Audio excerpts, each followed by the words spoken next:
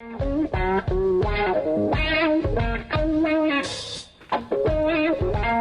back. You are listening to Whissel Wednesdays here on KCBQ 1170. Joined as always by Mr. Jason Hall with the Carson Chargers and Team Home Loans. We've got Roger Faulkner with RBD House Buyers. And the man I want to get to right now, Mr. JC Agajanian, Coastal Specialist at Whissel Realty. If you're listening to the show, you ever want to hear any past episodes of the show, you have any questions for us, you can always visit our website, whisselwednesdays.com, WHISSEL Wednesdays.com, or text us 619-663-7355, 619-663-7355. It's JC. How's it going, man? It's good. Not only is it good to be here today, but we're halfway through my first year with Whissel Realty. It's already halfway. Whoa. Wow. You're tracking dates, huh? Dude, it was January. It's pretty easy. I love it. I guess that makes it easier, right? Must have been the end of January, cool. right? Was it the end? I don't know. That's what I'm asking, because if it's halfway, I mean, we're in August. Yeah. No, I think it was mid-January. Okay. It's a good reason why you're no longer a lender, JC. That's right. Stick to selling houses. So right. What's going on? What are you seeing happening in the real estate market right now, JC? Gosh, a lot of what I've been doing recently has been helping people with the sale of their home, just taking advantage of all the equity they've accrued. I mean, a lot of people, even if they've only owned for a couple of years, just benefiting huge just because of what the market's been doing. So they're taking advantage of that. They're selling and getting maybe out of that condo into that single family. They don't, like the last couple transactions I've got in mind right now that we're working on. People just, hey, we've got one kid, maybe want a second. In the near future, we want to get settled down. We know that this isn't going to be our forever home. Let's take advantage of where we're at right now, sell this place, and then get them into that single family, a little more space, a little yard in the back, and not have to leave the neighborhood that they've already. I've been seeing that too, JC. Go ahead. Yeah. Sorry if I'm interrupting, but just from the houses we flipped, stuff in 2010, 2011, I see it come back in the market because just the way I do searches on MLS.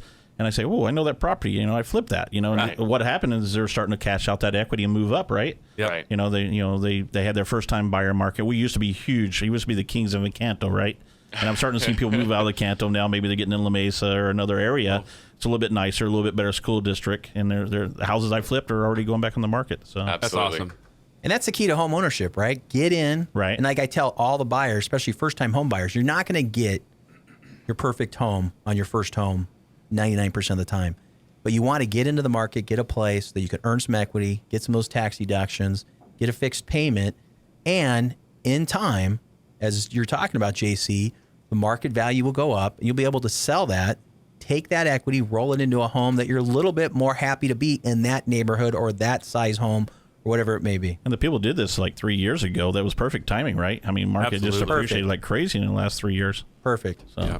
I love it. And then on the other end of the spectrum, you've got baby boomers like Jason who are moving that was down from I'm the their oldest bigger guy, like house. at 45. I mean, here, now Roger. that How old you are you, man? qualify for a I'm reverse 45. mortgage, Jason. Yeah, see? I mean, take advantage of that reverse mortgage opportunity and you move down from that larger house into that smaller, more manageable condo where you don't have a lot of yard work and stuff to do. I mean, you don't want to. I mean, your back starts to hurt as you get older and all that, so we want to make it easy. How old is Kyle? Kyle's in his mid-30s. Kyle's in his mid-30s. He likes teasing us guys that are anybody older, but he doesn't realize Gotta enjoy it while I that can. our audience here at 1170 AM The Answer is probably averaging older than me. You might be pulling a Trump here. You might be alienating exactly. your audience, Right? Kyle. Our audience is older than me, Kyle, on I'm average. trying to help them, do what you've done and move down from the larger house with the reverse mortgage into a little condo. I mean, we're just looking out for the listeners, Jason. You are empty nesters almost, right? You are empty nesters. Yeah, we let's be got one. honest. We got one out. Our daughter, who's 24, is still living with us, but she's got plans to move. So,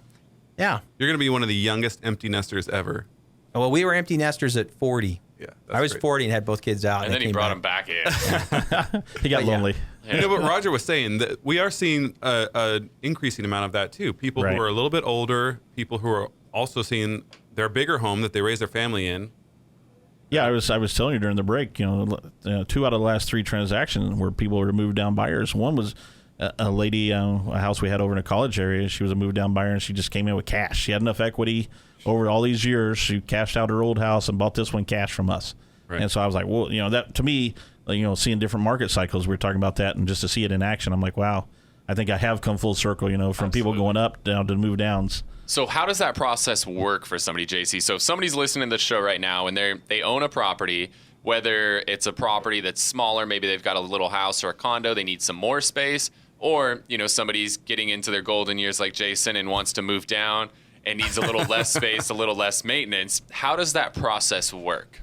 Well, it actually is a little more complicated than you would think. And so we'll start talking with someone and they'll say, yeah, I'm thinking about selling, and okay, what do you want to do? Well, we need a bigger place. And they just kind of like stop there. They're like, well, how do we do this? How's this going to actually play out? What are the logistics of this? So we know right now we're in a seller's market. So one of the things that we do is we first figure out what their place might be worth. We have a consultation there. Then we set them up with a guy like Jason, figure out what they're going to be able to afford based on what they qualify for, based on, in addition to what we think they're going to be able to cash out of their home. And now we've got a roadmap. Now we've got a plan in place. And a lot of people, any inexperienced agent can kind of sit down and do that. It's pretty makes sense stuff. But the next thing is maximizing what they can actually sell their house for with all the tools that we bring to the table. So talk a little bit about that. Oh gosh. Well, for one thing, being able to get your word out there on the radio like this, like we've got a listing coming up paperwork's not signed yet, but we've got. But what part of the neighborhood? You don't have to. Great give the address opportunity in the Sunset Cliffs area. Sunset Cliffs. Yes. So Nice. And is this one under $1 million? You were saying? Under $1 million. So That's right. under $1 million in Sunset Cliffs. So One reach block out to from the JC. beach. That sounds like a flip to me. Yeah. Actually, it's an old 20s home on a 7,000 square foot lot. Wow. Gotcha. So it needs to be, put a 2,000 square foot home on there with a nice view of the ocean. And it'll be 1.2 easy. Yeah, And or higher even maybe. Yeah. Exactly. So anyways, having exposure like this, other marketing things, I mean, Kyle, as well as I do, we do a lot of stuff that people don't do. We have an amazing photographer, videographer who brings out a drone, shoots videos. I mean, we just do the Oh, you guys are drone guys. Oh, yeah. Uh-oh. Oh, yeah. We got it Don't all. get him in trouble. And they like talking about it on the radio, Roger. Yeah? There's all this stuff going on about drones. I'm still always worried they're going to come knock Did you see on the the guy whistle that door. shot one down recently because it was he thought it was perving on his daughter while she was sunbathing, so he went outside and shot it down. You know what? It's hard to blame the guy. I think I might do that too. Yeah. Anyways, not to get sidetracked. So we maximize exposure, make sure we get the most that they can for the house. But then it's time to go buy. And in a seller's market, it's a lot harder to get that contract accepted because you've got buyers who, unless you're in that real high-end market, it's going to be pretty competitive. So that's where it comes into having a season. Well, I can weigh in on that, JC. Yeah, go ahead. Because we just went through this as a seller to selling somebody that's going to do the move down. That it's dependent on them selling the other property, right? Right. And so you got to convince that that person that's selling their home that this transaction is going to be smooth. And so we, as a seller, made sure we did due diligence. Talk to the agent, say, hey, Oh, yeah. Are you selling this property? What's your game plan to sell this property? Is it going to hold up our transaction, right? And so if you don't have an experienced buyer, me as a seller, and obviously we're astute sellers, but they got to feel comfortable that you know what you're doing. If you don't know what you're doing, they're going to go to another buyer, right?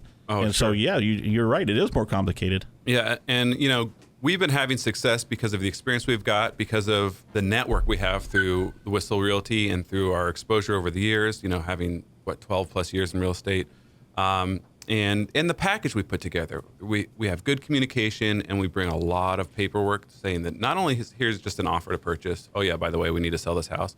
But we go through and we're very thorough, and we make sure that listing agent is going to convey to the seller that we've got people who are not going to have trouble selling this home, and that they're fully qualified and able to close when we said we're going to. And because of that, we've been able to get people out of their home into the next one. And then And a lot of times you already have a buyer tied up on their home. Yeah, Right? A lot of times absolutely. you can actually accept an offer contingent of your seller, JC, that you're representing, finding suitable housing. Yeah. And a lot of that is a result of all the marketing that we do and the sheer volume of transactions that move through the Whissel Realty office. Right. So, And that's where, working with an established team like Whissel Realty comes into play. Like Roger said, if they get an offer on one of their listings and that buyer's contingent on selling their house, you want to know what's happening on the other end of that transaction. Right. And so when you do your due diligence and check, well, who's the listing agent? Do they know what they're doing? What's their marketing plan and all that? If it's some agent who's never closed a deal in their life and took pictures with an iPhone, and wrote a description, done in 2 all deals in the last caps, 24 months, wrote a description with all caps, with misspelled words and poor grammar, Right. that's going to make you a little bit leery as a seller when you know that that's what's on the other end of the transaction. Whereas you have somebody like JC on the other end of the transaction with a big team that does a lot of business. And wearing a suit like this. Wearing a fancy suit, all polished, and you see that it's got professional photography, a well-written description and all that. It's priced accurately. It makes you feel a lot more comfortable being on the selling end, Exactly. right? I mean, all those things come to play, and price being one of them. So, I mean, we just want to make sure that transaction is going to move. We'll, to get the buyer, a solid buyer in there, we'll be patient.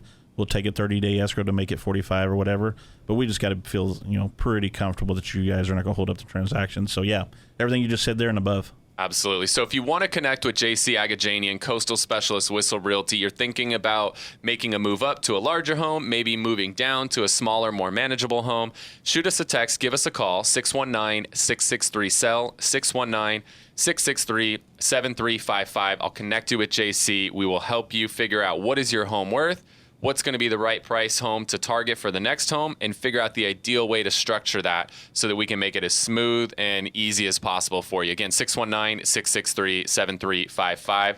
We're going to head to a break. When we get back, Mr. Jason Hall, want to find out what's going on in the mortgage industry here in San Diego. You are listening to Whissel Wednesdays on KCBQ 1170.